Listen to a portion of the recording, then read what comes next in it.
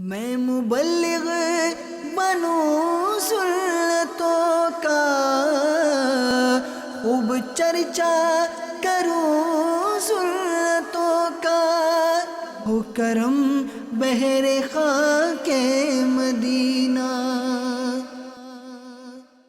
الحمدللہ رب العالمین والصلاة والسلام علی سید المرسلین، اما بعد فاعوذ باللہ من الشیطان الرجیم، بسم اللہ الرحمن الرحیم۔ الصلاة والسلام علیک یا رسول اللہ وعلی آلک واصحابک یا حبیب اللہ۔ الصلاة والسلام علیک یا نبی اللہ وعلی آلک واصحابک یا نور اللہ۔ یوں تو سوشل میڈیا میں خیر کے پہلو کم ہیں، مگر کبھی کبھی بہت اچھی اچھی چیزیں بھی سوشل میڈیا پر آ جایا کرتی ہیں۔ پچھلے دنوں سوشل میڈیا پر ایک فرضی حکایتی بیان کی گئی مگر بڑی سبق آموز تھی، وہ میں بیان کرتا ہوں۔ ہے یہ کہ 3 دوست کسی ملک میں تفریح کے لیے گئے۔ یہ ایک ہوٹل میں رکے۔ ہوٹل یہ 75 منزلہ تھی، 75 فلور تھے اس کے۔ ہوٹل فل تھی، ان کو 75 فلور پر کمرہ ملا، تو بھائی اس کے علاوہ کوئی کمرہ ہی نہیں ہے۔ ٹھیک ہے، یہ صحیح۔ ہوٹل والے نے کہا کہ دیکھیے ہمارے یہاں رات کو 10 بجے لفٹ بند ہو جاتی ہے، پھر کوئی بھی لفٹ نہیں کھلوا سکتا، لہذا آپ جہاں بھی جائیں وقت پر آ جائیں ورنہ آپ کو تکلیف ہو جائے گی۔ کہ ٹھیک ہے۔ اگلے دن یہ تفریح کے لیے گئے یا جہاں بھی گئے، ان کو پتا تھا کہ 10 بجے سے لیٹ ہو جائیں گے تو لفٹ بند ہو جائے گی، مالے ہیں 75 مالے چڑھے گا کون؟ یہ دوڑے دوڑے پہنچے اور جلدی آ گئے، 10 سے پہلے لفٹ مل گئی، چڑھ گئے اپنے کمرے میں۔ اگلے دن پھر یہ کہیں گئے، اب آنے میں ہو گئی دیر، یہ پہنچے تو لفٹ ہو گئی تھی بند۔ بہت غور کیا لیکن کوئی صورت نہیں تھی سوائے اس کے کہ سیڑھیاں چڑھو۔ تو کسی نے کہا کہ میں تمہیں ایک مشورہ دیتا ہوں۔ 3 دوست تھے، نہ کہا کہ میں مشورہ دیتا ہوں، ہم ایک کام کرتے ہیں کہ 25 منزل تم کو مجھے واقعہ سناؤ ہمیں، پھر 25 منزل میں تمہیں کو واقعہ سناؤں گا، پھر 25 منزل کو تم واقعہ سنانا۔ 3 دوست ہیں ہم، تو یوں ایک دوسرے کو واقعہ سناتے رہیں گے، قصے کہانیاں کرتے رہیں گے، ٹائم پاس ہو جائے گا تو تھوڑا کم پتہ چلے گا 75 منزل، ورنہ یوں تو سانسیں بھول جائیں گی ہماری۔ تو کہا یار بات تو تمہاری درست ہے، چلو 75 منزل چڑھتے ہیں۔ 25 منزل تک ایک دوست نے قصے کہانیاں سنائے، وہ ادھر ادھر کی تفریح، ہنسی مذاق اور تفریح، ادھر کے گپ شپ لے لے کے چلتا رہا۔ 25 منزل اس میں اس کی نکل گئی۔ اب بولا دوسرے دوست کی باری ہے کہ اب تم سناؤ۔ اس نے کہا بھائی ٹھیک ہے، میں تمہیں واقعہ سناتا ہوں۔ تو اس نے بڑے سنجیدہ قسم کے واقعہ سنائے نا، بڑے سنجیدہ واقعات تھے۔ اور یہ سنجیدہ واقعات اس نے 25 منزلوں تک اس نے سنائے۔ 50 منزل ہو گئی تھی، اب 25 منزل کے لیے تیسرے کی باری آئی۔ تیسرے نے کہا کہ میں تمہیں غمگین اور دکھ بھرے واقعات سناتا ہوں۔ اب وہ غمگین اور دکھ بھرے واقعات سنتے سنتے کمرے تک پہنچے۔ کمرے تک پہنچے، کہا کہ اب میری زندگی کا سب سے غمگین واقعہ یہ ہے کہ چابی ہم نیچے بھول گئے۔ اب یہ سنا اور تینوں کو گشی آئی اور بے ہوش ہو گئے۔ ایک تو 75 منزلیں چڑھی اور چابی بھول گئے گراؤنڈ فلور پر، کاؤنٹر پر۔ اب کمرہ کھلے کیسے؟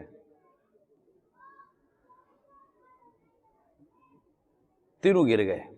اب ہوگا کیا؟ یہ تھا ایک فرضی واقعہ، مگر اس میں سبق بہت ہے، اس میں سبق بہت ہے۔ شروع کے زندگی کے 25 سال ہنسی مذاق، تفریح، خوب گپ شپ، خوب ہلا گلا، نکل گئے 25 سال۔ پھر 25 سال شادی، بچے، روزگار، کمانا، بڑے سنجیدگی کے ساتھ 25 سال گزرتے ہیں۔ پھر گزر گئے 50 سال، اب 25 سال رہ گئے۔ ہسپتال، گھٹنے میں درد، پاؤں میں درد، پیٹ میں درد، سر میں درد، آنکھیں کمزور، روزگار چلا گیا، یہ غم، یہ دکھ، یہ پریشانی، یہ ہو گئے 75 سال۔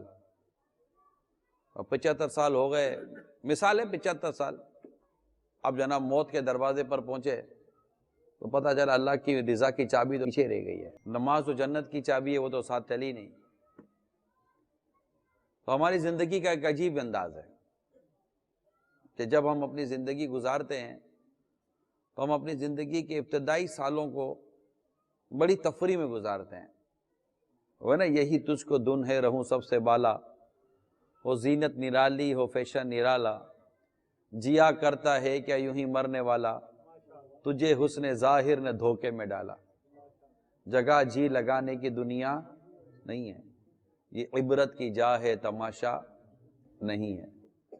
تو ہم نے اپنی زندگی کا جو انداز رکھا ہے وہ انداز ہمارا درست نہیں ہے۔ اس سے یہ سبق ہم کیوں نہیں حاصل کرتے کہ اگر زندگی گزارنی ہے تو اس کے لیے ہمارے پاس ایک زبردست گائیڈ لائن موجود ہے، وہ ہے وما خلقت الجن والانس الا لیعبدون۔ اب جوانی ہو، ادھیر پن ہو یا بڑھاپا ہو، ہمارا مقصد کیا ہے یہ دیکھیے، ہمارا مقصد ہے اللہ کی عبادت، اللہ کی عبادت، یعنی عبادت کسے کہتے ہیں یہ سمجھیے، عبادت کسے کہتے ہیں؟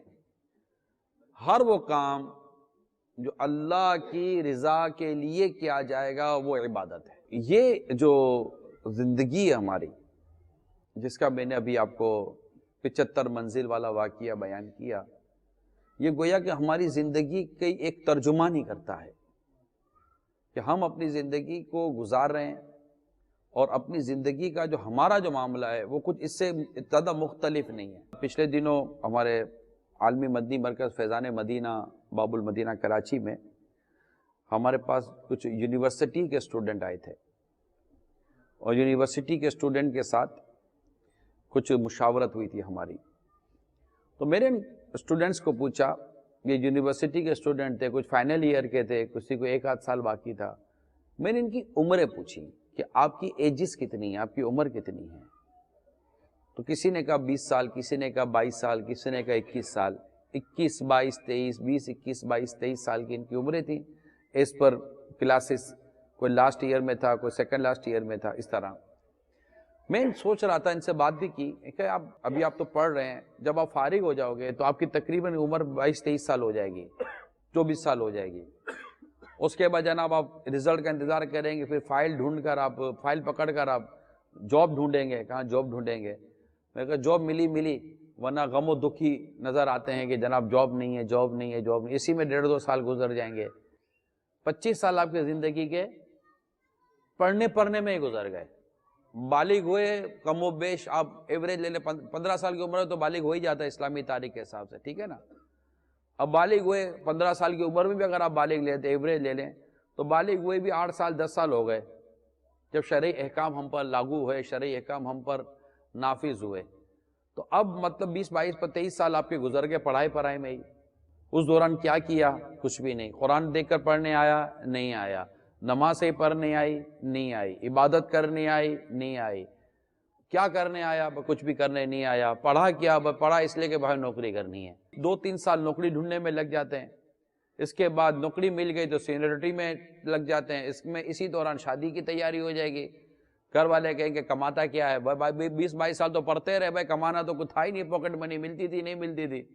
اب یہ 22 23 سال کیسے گزرے ہمارے زندگی کے 22 23 سال؟ آپ سوچئے، زندگی کے 22 ہے، جس کے پاس 100 روپے ہی خرچ کرنے کے ہوں اور 25 30 روپے یوں ہی نکل گئے نا، ادھر ادھر ہی نکل گئے۔ ابھی تک تو کچھ ریٹرن تو ہوا ہی نہیں ہے دیکھا جائے تو پراپرلی۔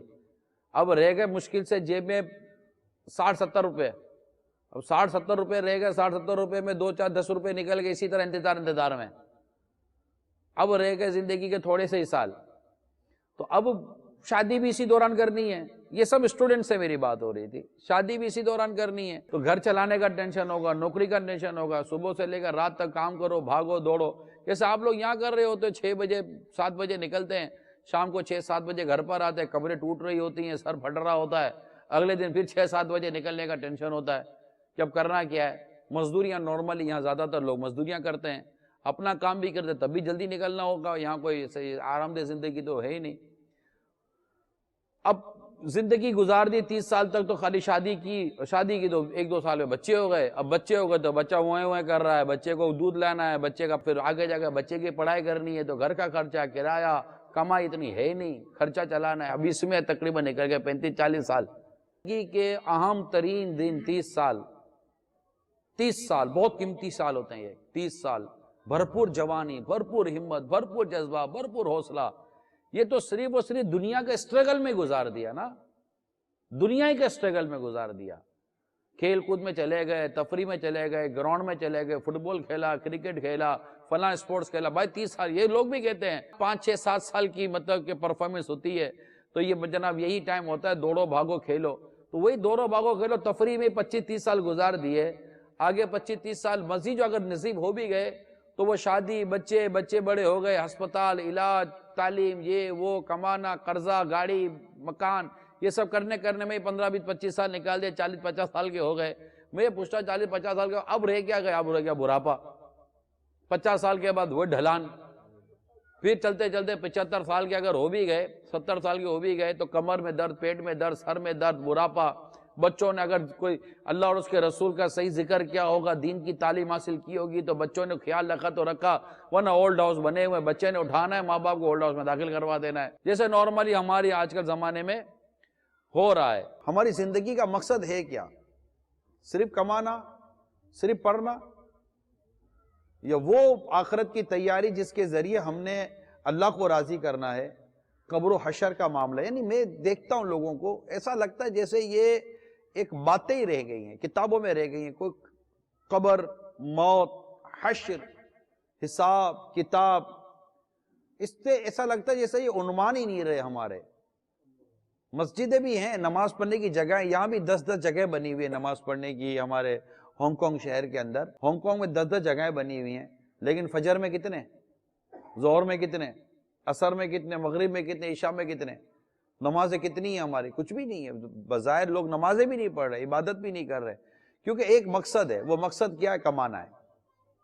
ہمارا مقصد صرف کمانا نہیں ہے. میں نے عبادت کی تعریف آپ کو بیان کر دی کہ جو کام اللہ کی رضا کے لیے کیا جائے وہ عبادت ہے. ہاں, اگر آپ روزگار بھی اللہ کی رضا کے لیے حاصل کر رہے ہیں, اور روزگار اللہ کی رضا جب حاصل کر رہے ہیں تو وہ روزگار حاصل کرنے کا طریقہ بھی تو اللہ کی رضا کے مطابق ہوگا نا, کہ بھائی پیسے جو کما رہے ہیں وہ کمانے کا طریقہ بھی تو اللہ تعالیٰ کے ارشادات کے مطابق ہوگا نا, تبھی وہ کمائی درست ہوگی نا. اگر وہ کمانا بھی ناجائز ہوا, طریقہ بھی ناجائز ہوا, دھوکہ بول کر, جھوٹ بول کر, وعدہ خلافی کر کے, ملاوٹ کر کے, فراڈ کر کے اگر ہم پیسہ کما رہے ہیں تو پھر اپنی آمدنی کا جائزہ لینا چاہیے. ڈنڈی مار کر پیسہ کما رہے ہیں, آمدنی کا جائزہ لینا چاہیے. اوور انویسٹ, انڈر انویسٹ کر آپ ایکسپورٹ امپورٹ کا کام کر رہے ہیں تو بھی اپنی آمدنی کا جائزہ لینا چاہیے. بہت ساری چیزیں یہاں میٹر کرتی ہیں. تو کما بھی رہے ہیں تو کما بھی ہم کو عبادت کے طور پر نہیں رہے, ایک تعداد کی بات ہے, کیونکہ ان کو کمانے کا طریقہ ہی نہیں آتا, جائز ناجائز, حرام و حلال کا ان کو سمجھ ہی نہیں آ رہی.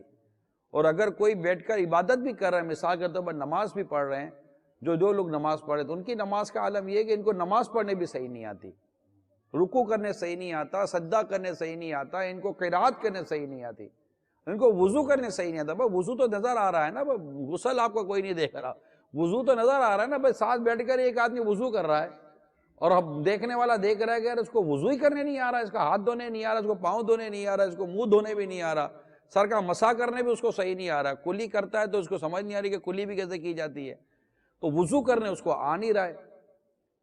غسل کا عالم پتہ نہیں کیا ہوگا.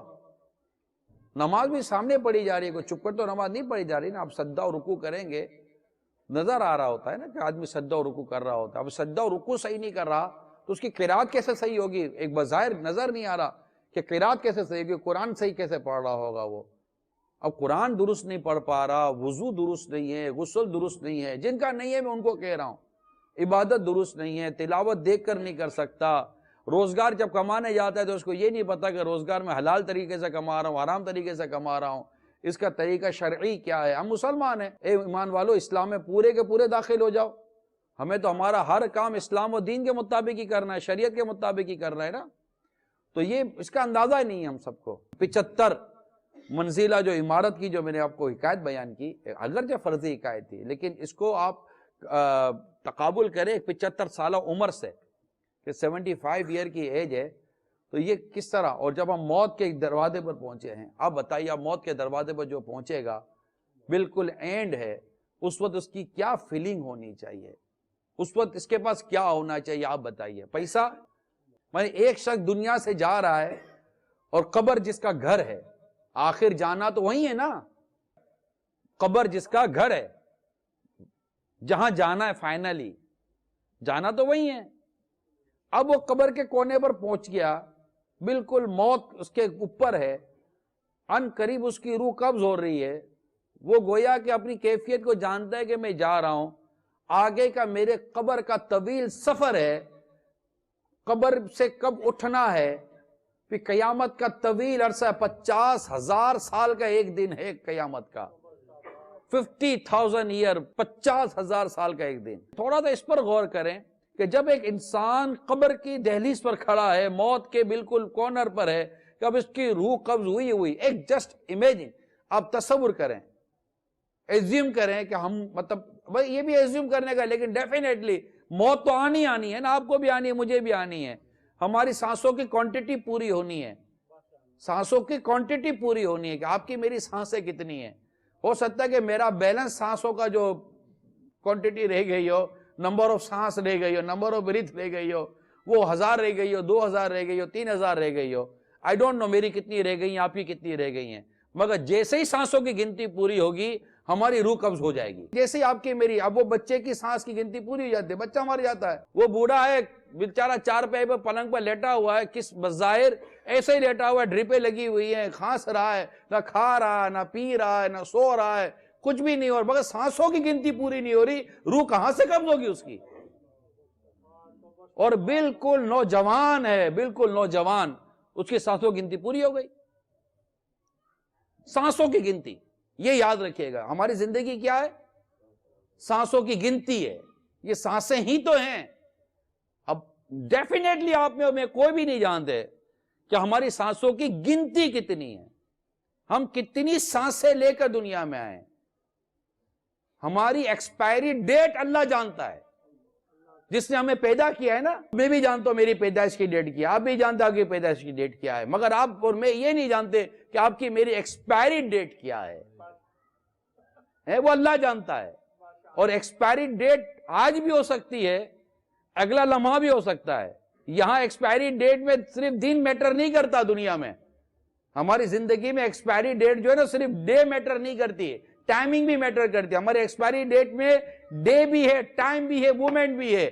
جیسے ہی مومنٹ پوری ہو گئی, ہمارے ایکسپائری ڈیٹ پوری ہوئی, ایک سبحان اللہ کہنے کا بھی چانس نہیں ملے گا, روح قبض کر لی جائے گی. بیٹھے بیٹھے آدمی گر جاتا ہے نا, کھڑے کھڑے آدمی گر جاتا ہے, سویا ہوا ہوتا ہے, نہیں اٹھ رہا ہوتا, اس کا ٹائم پورا ہو گیا. وہ جب سویا تھا تو سانسیں لے رہا تھا, نیند ہی میں اس کی کوانٹٹی پوری ہو گئی. بات سمجھ رہے ہیں آپ, نیند ہی میں اس کی سانسوں کی کوانٹٹی پوری ہو گئی اور اس کی روح قبض ہو گئی. آپ بولو ہارٹ فیل ہو گیا, آپ بولو کہ اس کا یہ ہو گیا, آپ بولو کہ اس کا ایکسیڈنٹ ہو گیا, جو بھی ریزن بنا, وجہ یہ ہے کہ اس کی سانسوں کی گنتی پوری ہو گئی. اب جس کی سانسوں کی گنتی پوری ہو رہی ہے وہ کھڑا ہے قبر کی دہلیز پر, موت کے دروازے پر کھڑا ہے کہ اب عین قریب اس نے زندگی کو چھوڑ کر موت کے ساتھ ملنا ہے. جس گھڑی جو بندہ زندگی کو چھوڑ کر موت کی طرف جا رہا ہوگا, اس وقت وہ اپنی آگے کے لیے کن چیزوں کو لے جانے کا سوچ رہا ہوگا.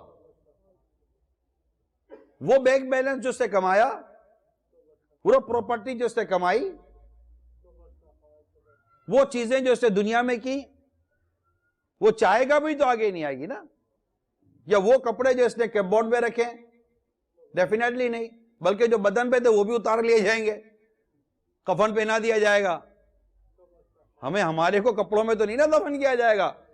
یہ بہت مطلب کہ برانڈیڈ سوٹ پہنتا تھا, برانڈیڈ سوٹ کے اندر اس کو دفن کرو, لوگ ماریں گے. کیسا آدمی ہے بھائی, کوئی برانڈیڈ سوٹ کے اندر, کوئی برانڈیڈ کپڑے میں کسی کو دفن کرتا ہے؟ اتار لیا جائے گا. کفن تو کفن ہے. اب اس کو کیا چیز چاہیے آگے جانے کے لیے؟ ایک ایسے ہی تصور کریں آپ کہ آپ اور ہم سب موت کی دہلیز پر کھڑے ہیں, اور اب عین قریب ہماری موت آنے والی ہے, اور مرنے سے پہلے گویا کہ ہمیں یہ ادراک ہو گیا کہ اب میری سانس نکلنے والی ہے, اور اب میں مرنے والا ہوں, میں قبر میں جانے والا ہوں, نہ میرا بیٹا میرے ساتھ قبر میں ہوگا, نہ میری بیوی میرے ساتھ قبر میں ہوگی, نہ میرے ساتھ میرے ماں باپ قبر میں ہوں گے, میں اکیلا قبر میں ہوں گا. اس گھڑی میں جب جا رہا ہوں, میرا گھر میرے آنکھوں کے سامنے ہے, میری آنکھیں میری گھر کی چھت پر لگی ہوئی ہیں, آنکھیں ٹمٹما رہی ہیں, آنکھوں سے پانی نکل رہا ہے, میں اپنے گھر والوں کو دیکھ رہا ہوں, یہ سب مجھے دیکھ رہے ہیں کہ ہمارا یہ عزیز دنیا سے جا رہا ہے. میں روتا ہوا بھی ان کو دیکھ رہا ہوں, مگر میں یہ دیکھ رہا ہوں کہ میں ان سب کو چھوڑ کر جا رہا ہوں.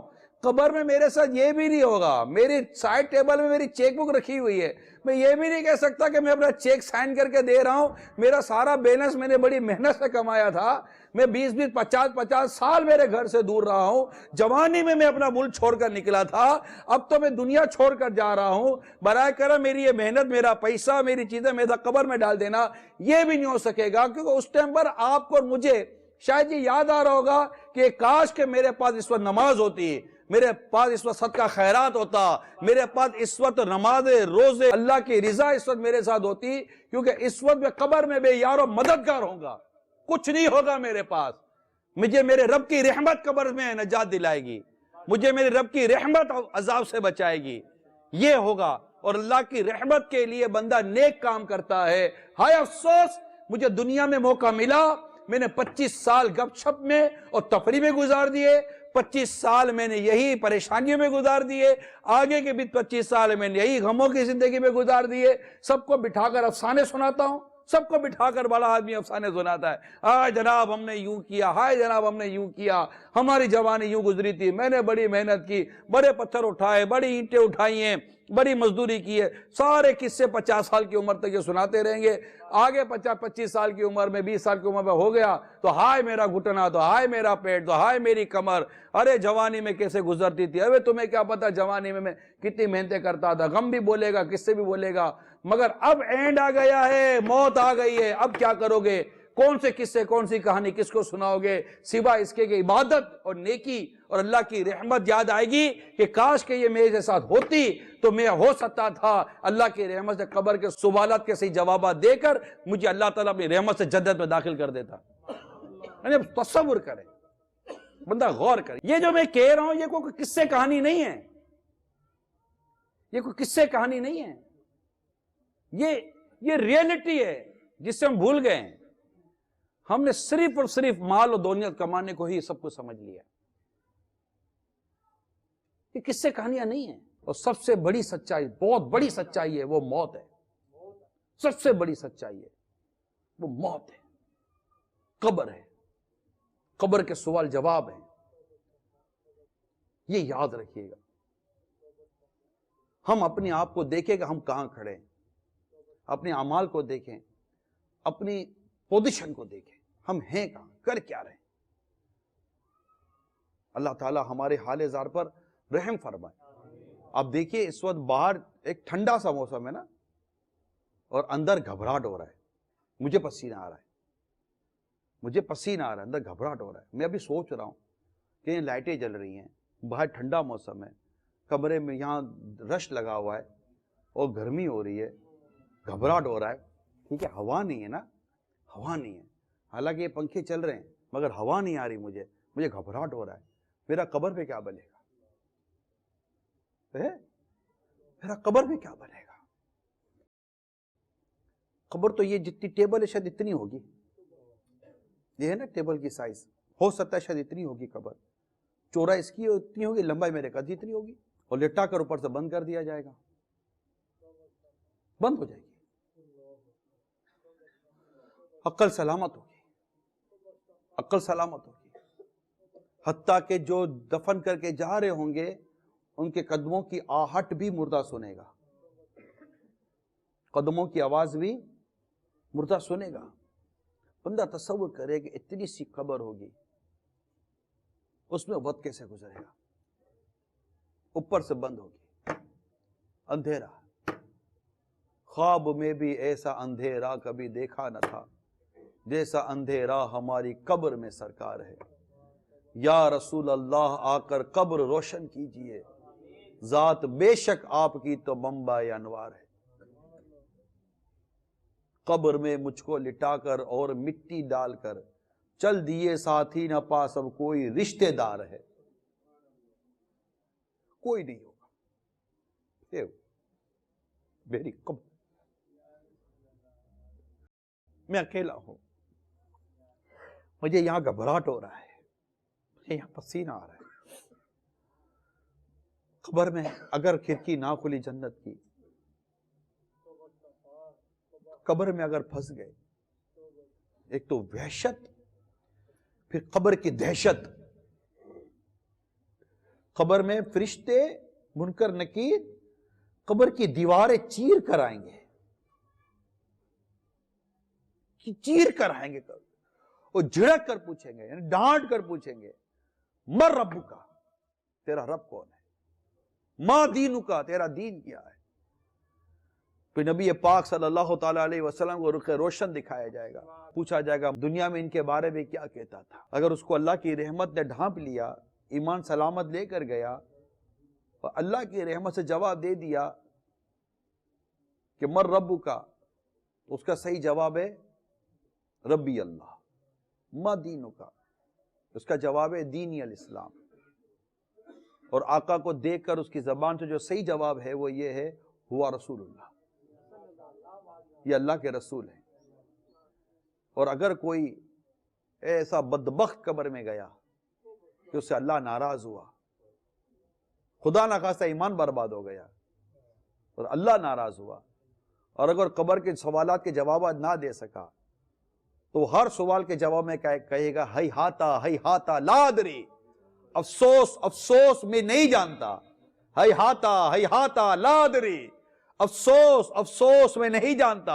اگر اس درست جواب دیتا ہے تو تھوڑی دیر کے لیے جہنم کی کھڑکی کھلتی ہے، بند ہو جاتی ہے، اور گویا کہ بتایا گیا کہ اگر تو جواب نہ دیتا تو تیرے لیے یہ عذاب تھا، اور فوراً جنت کی کھڑکی کھول دی جاتی ہے، پھر اس کی قبر جنت کا باغ بن جاتی ہے۔ اور اگر وہ جواب نہ دے سکا تو تھوڑی دیر کے لیے جنت کی کھڑکی کھلے گی کہ اگر تو جواب دیتا تو تیرے لیے نعمتیں تھیں، اور جنت کی کھڑکی بند کر دی جائے گی، اور پھر جہنم کی کھڑکی کھول دی جائے گی اور اس کی قبر میں آگ بھڑکا دی جائے گی۔ ہم مسلمان ہیں، ہمارا عقیدہ ہے، ہمارا ایمان ہے، ہمیں اس قبر کی تیاری کرنی ہے۔ ہم ہانگ کانگ میں رہیں، ہم بینکاک میں رہیں، ہم تھائی لینڈ میں رہیں، ہم دنیا کے امریکہ میں رہیں، یو کے میں رہیں، پاکستان میں رہیں، دنیا کسی کونے میں بھی رہیں، موت کے لیے یہ نہیں ہے کہ آپ کا انتظار ہوگا کہ یہ کب وطن واپس آتا ہے، گھر میں آتا ہے، اپنے کمرے میں بیٹھتے بیوی بچوں سے ملتا ہے تو اس کی روح قبض کر لی جائے گی۔ نہ، آپ کے یہاں کئی لوگ کی میتیں اپنے ملکوں میں گئی ہیں، گئی ہیں نہیں گئی ہیں، وہ بھی تو یہاں آئے تھے، یہ سوچ کر آئے ہوں گے کہ کما کر جائیں گے اور وہ عیش کی زندگی گزاریں گے، یہی ان کی لاش گئی، کیا کما کر گئے؟ بلکہ بعض اوقات تو بعضوں کی تو میتوں کے لیے بھی چندہ کرنا پڑا ہوگا کہ اس کی میت بھیجنے کے بھی پیسے نہیں ہوں گے۔ اللہ عقل سلیم دے کہ ہم اپنی میتوں کو یہیں دفنا دیا کریں، کیونکہ یہ پروسیجر نہ سستا ہے نہ ہلکا ہے، میت کو بڑی تکلیف ہے، میت کو بڑی تکلیف ہے۔ اللہ مدینے میں موت دے، اللہ ہم سب کو مدینے میں موت دے، یہاں نہیں مرنا بلکہ مدینے میں مرنا ہے۔ مجھے مرنا ہے آقا گنبد خضرا کے سائے پہ، وطن میں مر گیا تو کیا کروں گا یا رسول اللہ۔ کاش سبز گنبد کے سائے میں موت آ جائے، نہ دولت دے نہ ثروت دے، مجھے بس یہ سعادت دے، تیرے قدموں میں مر جاؤں میں رو رو کر مدینے میں۔ کاش مدینہ مدفن ہو، کاش بقیع پاک میں مدفن مل جائے۔ ایک کاش ہماری زندگی کا یہ جو معاملہ ہے اس میں یہ ہمیں عافیت نصیب ہو جائے، ہمیں ایمان اور عافیت موت آئے۔ یہاں تو میں نے دیکھا جو مرنے کے حوالے سے جو باتیں پتہ چلتی ہیں، اللہ کی پناہ۔ ہمیں کل ایک اسلامی بھائی بتا رہے تھے، ہمارے انیس بھائی نے جو واقعہ سنایا، اللہ کی پناہ، کہ کسی کا انتقال ہو گیا یہاں پر اور 6 سال تک اس کی میت کو یہاں پر ہاسٹیج کیا گیا، رکھا گیا، صرف وارثوں کی تلاش میں۔ 6 سال تک اس کی میت کو دفن نہیں کیا گیا۔ جب 6 سال تک وارث نہ ملے تو اس کی میت کو جلا دیا گیا۔ اللہ کی پناہ، یہ مدنی چینل پہ بھی جو سن رہے نا، عبرت ہے، ہم سب کے لیے عبرت ہے۔ موت تو آنی ہے، موت کی تیاری کرنی ہے۔ کہ ایسا نہ ہو کہ زندگی گزرتے گزرتے موت کی دہلیز تک پہنچ جائیں اور پھر بعد میں پتہ چلے کہ نماز یہیں رہ گئی، پیچھے ساری نمازیں رہ گئی، عبادت رہ گئی، اللہ کی رضا کے کام رہ گئے اور ہم موت کے دہلیز تک پہنچ گئے۔ اس کے لیے نماز پڑھیں، عبادت کریں۔ اچھا عبادت کرنی کیسے ہے؟ یہ بھی تو سیکھنا ہی ہے، سیکھا نہیں ہے نا۔ نماز پڑھنی کیسے؟ یہ بھی تو سیکھا نہیں ہے نا۔ آپ صبح 6-7 بجے اٹھتے ہیں اور جاتے ہیں۔ اچھا الارم بھی کام کا سیٹ کرتے، نماز کا تو الارم بھی سیٹ نہیں کرتے کہ کام کے لیے اٹھنا ہے کہ نماز کے لیے اٹھنا ہے۔ نماز جنت کی چابی ہے، اگر جنت کی چابی یہیں چھوڑ گئے تو جنت میں جائیں گے کیسے؟ تو سیکھا بھی نہیں ہے۔ 6 بجے اٹھ کر کام پر گئے، 6-7 بجے واپس آئے، تھکے آ رہے، 12 گھنٹے 13 گھنٹے بعد گھر پہنچے، پھر کچھ گھر کے کام کاج کرنے، برتن دھونے ہوں گے، کھانا پکانا ہوگا، پھر سو جائیں گے، پھر سو کر پھر اٹھیں گے، پھر سیدھا دوڑیں گے کام پر، پھر آئیں گے، پھر سو جائیں گے۔ اسلام و دین کے لیے، قبر و آخرت کے لیے، اے میرے میٹھے و پیارے اسلام بھائیو، کیا وقت نکالا ہے ہم نے؟ زندگی کا کیا یہی مقصد تھا؟ آپ کہہ رہے جناب بیوی بچوں کا پیٹ پالنا ہے، گھر والوں کو پیٹ پالنا ہے، یہ بھی تو یوں ہے، یہ بھی تو یوں ہے، تو کیا اللہ کے نیک بندے نہیں جانتے تھے کہ بیوی بچوں کا پیٹ پالنا ہے، گھر والوں کا پیٹ پالنا ہے؟ کیا وہ نہیں کماتے تھے؟ کیا ان کا کاروبار نہیں تھا، ان کا روزگار نہیں تھا؟ کیا صحابہ کرام کا روزگار نہیں تھا؟ کیا اولیاء کاملین کے روزگار نہیں تھے؟ کیا یہ نہیں کماتے تھے؟ مگر عبادت کرتے تھے، علم دین حاصل کرتے تھے۔ ہم نے اس معاملے میں غور ہی نہیں کیا۔ اصل میں ہماری پرائورٹی یہ نہیں ہے نا۔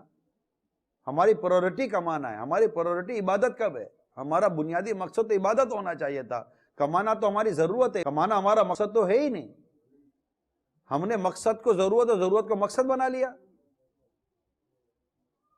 اگر ہم اپنے مقصد کی طرف آئیں، وہ ہے عبادت، اس کی طرف آئیں اور عبادت کریں، اللہ کو راضی کریں۔ کمانا ہے، روزگار اس کے حلال کمائیں، وہ بھی عبادت کے طور پر کمائیں نا، اچھی نیتوں سے کمائیں اور صرف حلال کمائیں، 1 روپیہ بھی حرام کا نہیں لیں، صرف حلال کمائیں،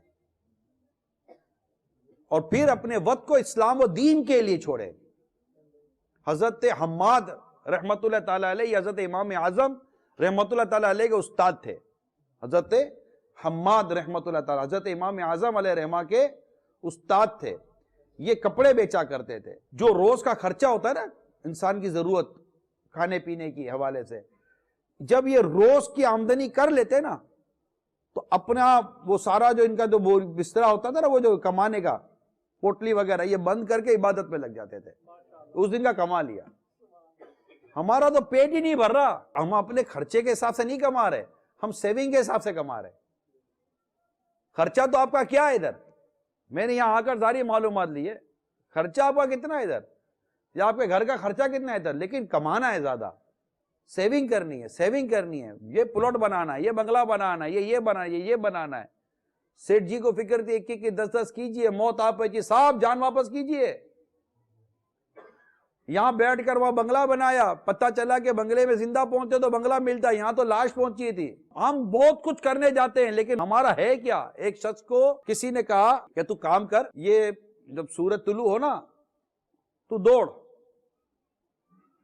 اور جب سورج غروب ہونے سے پہلے تو واپس آ جائے، یہ لائن ہے۔ تو جتنا دوڑ کر واپس آئے گا نا، تو جتنی زمین جو تو نے دوڑی ہوگی نا، یہ سارے کا سارا زمین تیری، تو دوڑ۔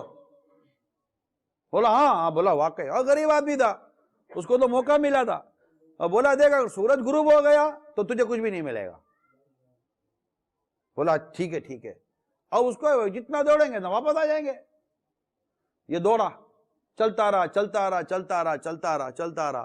آگے یہ نظر آ رہا ہے، یہ باغ نظر آ رہا ہے، یہ کھیت نظر آ رہا ہے، یہ خوبصورت چیزیں نظر آ رہی ہیں۔ بولا یا تھوڑا یہ بھی لے لوں، تھوڑا یہ بھی لے لوں، تھوڑا یہ بھی لے لوں، چلتا رہا۔ اور وہ جو تھوڑا آگے جاتا تو اور اس کی طلب بڑھتی تھی، یار یہ بھی آ جائے گا، اور بڑا یہ بھی آ جائے گا، چلتا رہا۔ دیکھا تو سورج تو اوپر سے نیچے کی طرف آنا شروع ہو گیا۔ اسے سورج دیکھا، بولا سورج تو غروب ہو رہا ہے، میں تو بہت آگے آ گیا ہوں۔ اب بولا چلو دوڑتا ہوں۔ پھر یہ واپس آیا، اب اس کو لائن تک پہنچنا تھا، جتنا چلنا تھا چل چکا، اب اس سے آگے جاتا تھا تو اور دیر ہو جاتی تھی۔ اب اس کو احساس ہوا، احساس کیا ہوا کہ واپس آ جاؤں، کہیں ایسا نہ ہو کہ سورج غروب ہو جائے تو سارا مطلب کہ محنت بیکار ہو جائے گی۔ یہ واپس آیا، اب واپس آیا تب آپ نے بھی دیکھا کہ تھوڑا تیزی کے ساتھ سورج غروب ہونا شروع ہو جاتا ہے، دیکھتے دیکھتے یہ چل رہا ہے، سورج اس سے زیادہ تیزی سے غروب ہو رہا ہے، اور جیسے سورج غروب ہونے لگا اسی گھبراہٹ بھر گئی کہ یہ تو سارا کچھ میرے ہاتھ سے چل رہا۔ اب یہ دوڑا، اب یہ دوڑے، اس کی سانس پھول گئی، ہانپ گیا، سورج غروب ہو رہا ہے، یہ بھاگ رہا ہے، سورج غروب ہو رہا ہے، یہ بھاگ رہا ہے، بھاگتے ایسی سانس پھولی کہ اس کا دل پھٹ گیا، اس کا ہارٹ فیل ہو گیا، اور ہارٹ فیل ہوا، یہاں سورج غروب ہوا اور یہاں یہ گرا، یہاں یہ منہ کے بل گرا اور مر گیا، منہ کے بل گرا اور مر گیا، لائن کے قریب پہنچا اور مر گیا۔ کہنے والے نے کہا کہ یہ اتنی بڑی زمین کے پیچھے بھاگا تھا، اصل تو اس کی زمین یہی تھی جس کے حصے میں یہ مرا ہوا پڑا ہے، اصل تو یہ اس کی زمین تھی، اس کو تو اتنے سے ٹکڑے کے اندر ہی دفن ہونا تھا۔ دوڑ رہا تھا یہ، ہم دوڑے چلے جا رہے، یہ بھی لے لیں، یہ بھی لے لیں، یہ بھی لے لیں، ابھی باقی ہے۔ بھئی کیا باقی ہے؟ زندگی کا سورج کبھی بھی غروب ہو سکتا ہے، پھر کوئی آ کر احساس دلائے گا ہو کچھ بھی نہیں ہے، عبادت نہیں ہے، نیکی نہیں ہے، پرہیزگاری نہیں ہے، پتہ چلا کر بھی کچھ نہیں سکتے، اللہ نہ کرے کسی کو لقوہ پڑ گیا، کسی کو فالج ہو گیا، کسی کو کیا ہو گیا، کسی کو کیا ہو گیا، کچھ بھی عبادت نہیں کر پا رہے، اور زندگی کی مدت ختم ہوتی چلی جا رہی ہے۔ میں 50 سال بھی زندگی کے بہت ہوتے ہیں، 50 ایئر کس کو کہتے ہیں؟ اگر کسی نے 70-75 سال کی عمر بھی اگر پائی ہے تو وہ اپنی زندگی کے 50 سال تو ہی گزار چکا۔ اگر 50 سال کی اکاؤنٹیبلٹی کرے تو 50 سال میں اس کے بعد نیکیاں ہیں کتنی، عبادت ہے کتنی؟ بلکہ عبادت کم ہے، نیکیاں کم ہے، گناہ زیادہ ہیں۔ بیلنس شیٹ بنائے اپنی زندگی کی تو اس کا بیلنس جو آئے گا وہ نیگیٹو میں آئے گا، مائنس میں آئے گا، گناہ زیادہ ہیں، برائیاں زیادہ ہیں، کیونکہ جو عبادتیں کی تھی نا وہ عبادت بھی علم کے مطابق نہیں کی تھی، نماز بھی صحیح نہیں پڑھی تھی، قرآن کی تلاوت بھی صحیح نہیں کی تھی۔ سائیکل کو چلانے کے لیے پینڈل کا چلنا ضروری نہیں ہے جب تک اس کی چین نہ لگی ہوئی ہو، چین لگی ہوئی ہوگی گراری میں تو ہی پینڈل مارو گے تو سائیکل چلے گی، ورنہ سائیکل کھڑی ہوئی ہے آپ پینڈل پہ پینڈل مارے چلے جا رہے، بھائی چین تو لگاؤ، چین لگاؤ، ٹائر کو زمین پر لاؤ پھر چلے گی۔ سانسیں پھول رہی ہیں مگر منزلیں طے نہیں ہو رہی ہیں، وہیں کے وہیں کھڑے ہیں۔ تو عبادت، علم، مقصد، موت، قبر، اس کی تیاری، ہماری زندگی کا انداز، یہ سب میں نے آپ کے سامنے جنرل طور پر بیان کیا ہے سمجھنے والوں کے لیے، عقل والوں کے لیے۔ اللہ تعالیٰ مجھے بھی عقل سلیم عطا کرے، اللہ آپ کو بھی عقل سلیم عطا کرے، اور ہم اپنے مقصد کو سمجھیں۔ مان لے میری بات، ہمارا مقصد صرف پیسہ کمانا نہیں ہے، یقین مانیے نہیں ہے۔ ہم جو کچھ کر رہے ہیں نا ہمیں نقصان ہوگا، ہم اللہ کی رضا کے لیے جیے، زندگی اللہ کے نام کے لیے رکھتے ہیں، اللہ کے نام پر بھی زندگی وقف کریں۔ بیوی بچے بھوکے نہیں مرتے، اللہ تعالیٰ نے اپنا ذمہ لیا ہے کہ زمین پر رینگنے والا کوئی جاندار ایسا نہیں، زمین پر چلنے والا کوئی جاندار ایسا نہیں جس کا رزق اللہ نے اپنے ذمہ کرم پر نہیں لیا۔ رزاق وہ ہے، ہم رزاق نہیں ہیں، ہم عبد الرزاق ہیں۔ اللہ رزاق ہے، اللہ رزق دینے والا ہے۔ ہم مر جائیں گے تب بھی ہماری نسلوں کو، ہماری اولاد کو اللہ رزق دے گا۔ ہم اللہ کو عبادت کریں، ہماری جو ذمہ داریاں ہیں، نان نفقہ جو ہماری ذمہ داریاں، وہ ذمہ داری نبھانے کا کون منع کر رہا ہے؟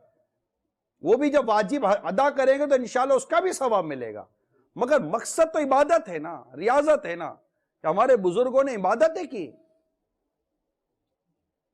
ایک بزرگ کا انتقال ہوا تو ان کی بہن رو رہی تھی، وہ بڑا عجیب واقعہ ہے، ذرا سوچئے کیسے ہمارے بزرگ تھے۔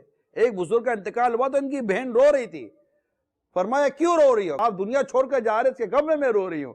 کہا روتی کیوں ہے؟ تو دیکھتی نہیں جس کمرے میں میرا انتقال ہو رہا ہے اس کمرے میں میں نے 18,000 قرآن ختم کیے ہیں۔ کتنے؟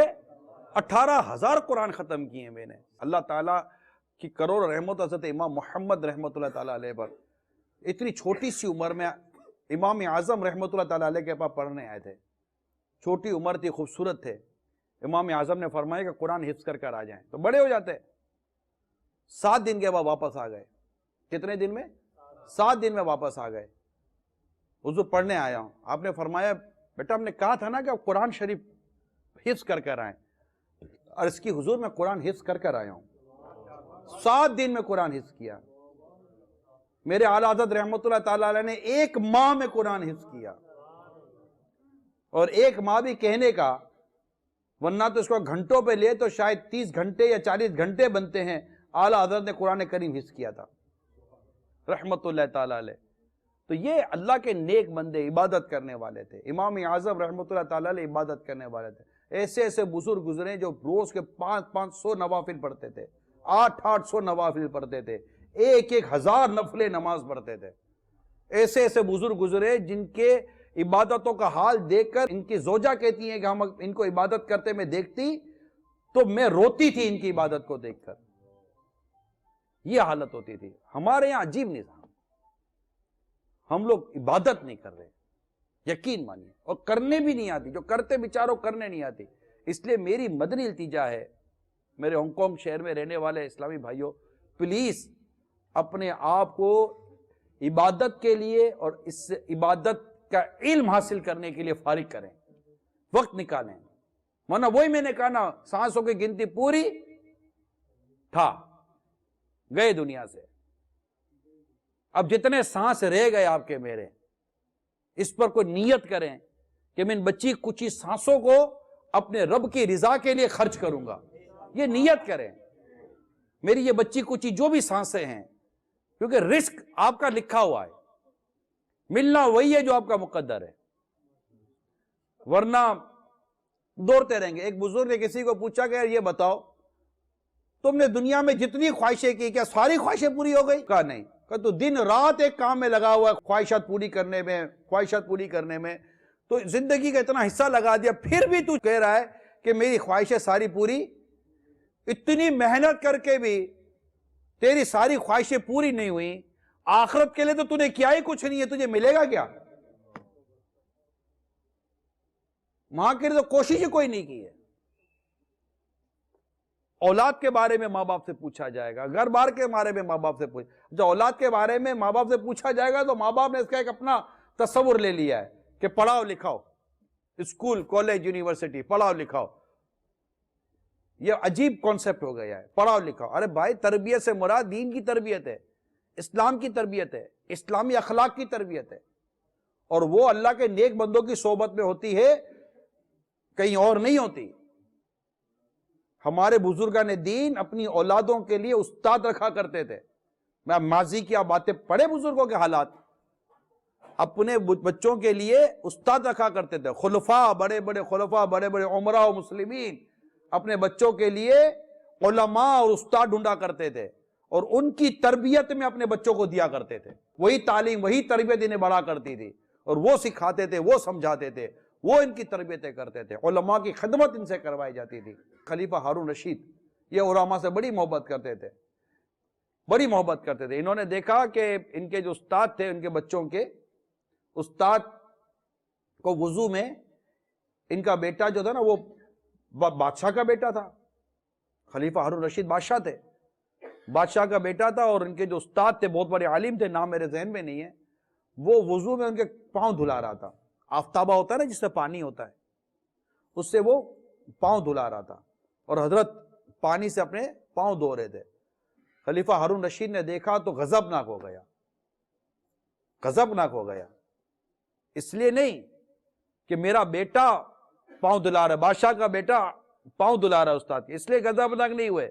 गजबनाक इसलिए हो गए कि अल्लाह ने तुझे 2 हाथ दिए थे, एक हाथ से पानी डालता, दूसरे हाथ से हजरत के पांव धोता। खलीफा हारून रशीद रहमतुल्लाह ताला अलैह बड़े उलमा का अदब करते थे, और बड़े जबरदस्त बादशाह गुजरे ये। मगर आप देखिए हजरत उमर बिन अब्दुल अजीज रज़ियल्लाहु ताला अन्हु ने अपने बच्चों के लिए बहुत जबरदस्त आलिम, मुत्तकी, परहेजगार बुजुर्ग को उनका उस्ताद बनाया था।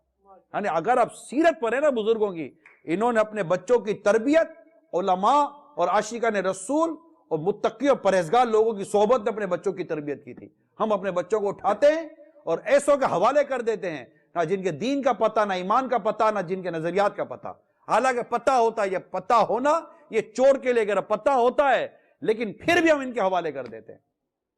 پتہ نہیں کیا بنے گا ہمارا. اللہ تعالیٰ ہمارے حال پر رحم فرمائے. ہم بچوں کی تربیت کرنے میں بھی کمزور, ہم اپنے گھر والوں کی تربیت کرنے میں کمزور. ہماری بچوں کی امی کا حال دیکھو, بیوی کا حال دیکھو تو وہ بے پردہ. بچوں کی تربیت کرانے میں ہم ناکام.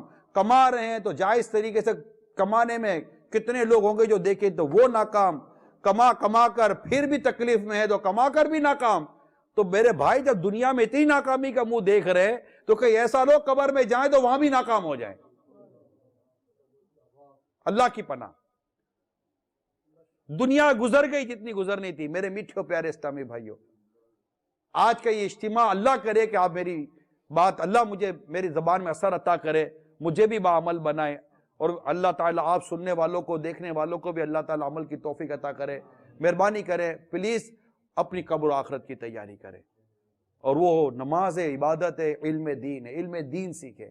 علم دین سیکھنے کے لیے روزانہ کی بنیاد پر وقت نکالیں. ہمارے 10 مدنی مراکز ہیں آپ کے ہانگ کانگ کے اندر, وہاں آئیں. ہمارے امام ہیں, ہمارے مبلغین ہیں, دعوت اسلامی نے آپ کے کم از کم 10 مبلغین تو ہم نے دیے ہیں آپ کو, دعوت اسلامی والوں نے دی ہانگ کانگ کے اندر.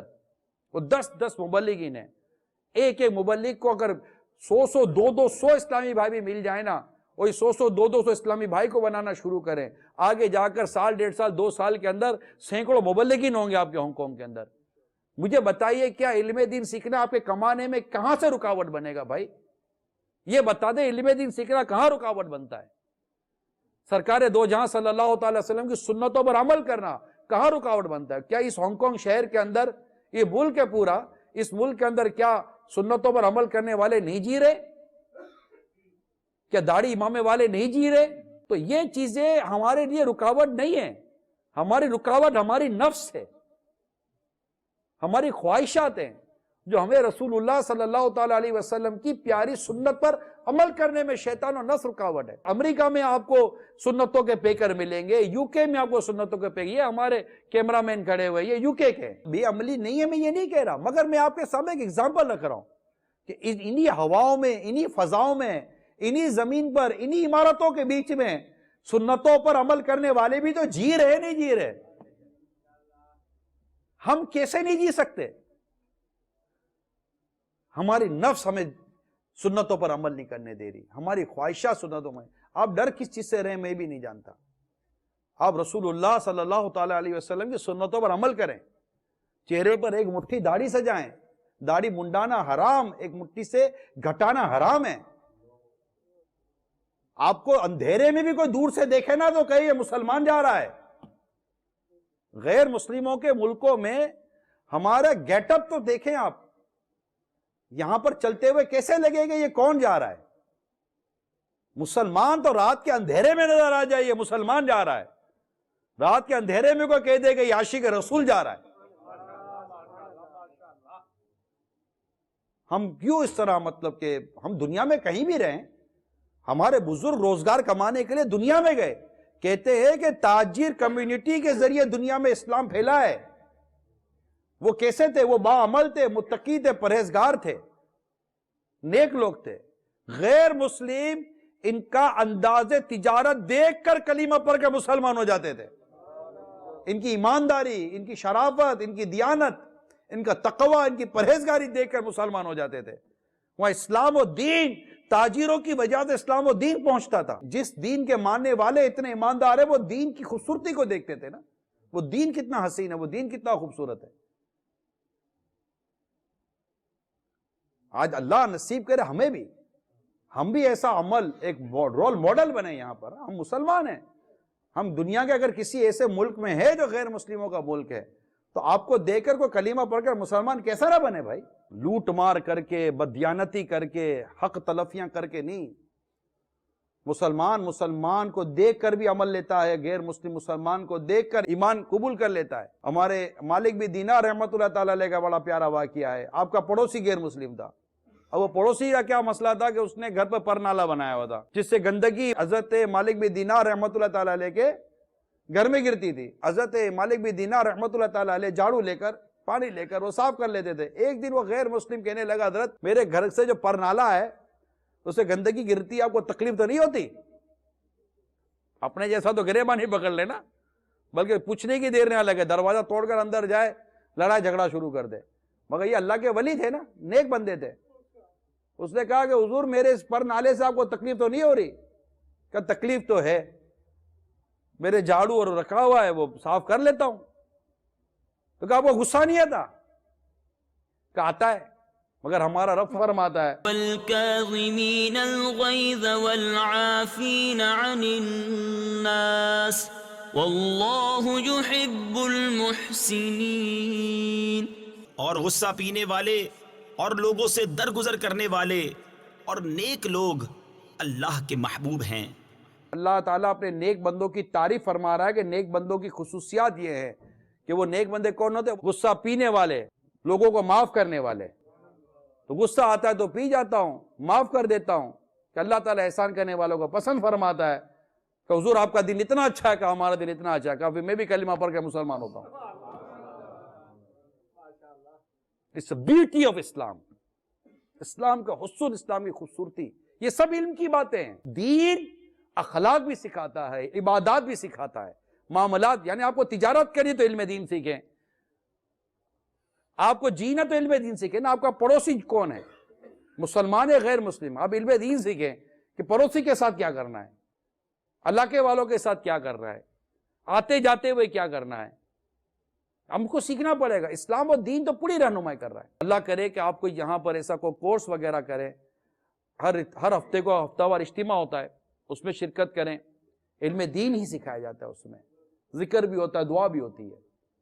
پھر ہر ہفتے کو مدنی مذاکرہ ہوتا ہے. اب مدنی مذاکرے کا ہمارے یہاں جو ٹائم ہے پاکستان کا رات 9 بجے کا ہے تقریباً, اور آپ کے یہاں بجتے رات 12 بجتے ہیں.